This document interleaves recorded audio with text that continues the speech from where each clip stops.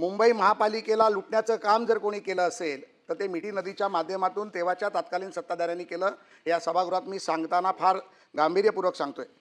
सभापती महोदय, मिठी नदीचा विकास आणि मिठी नदीमध्ये झालेला गाळ उपसामधला भ्रष्टाचार या बाबतीतली तक्रार दाखल झाली। उत्तरामध्ये आपण लिहिलेलं आहे की भ्रष्टाचार झाला, आरोपी अटक झाले, परंतु हा विषय तेवढ्यावर थांबत नाही सभापती महोदय।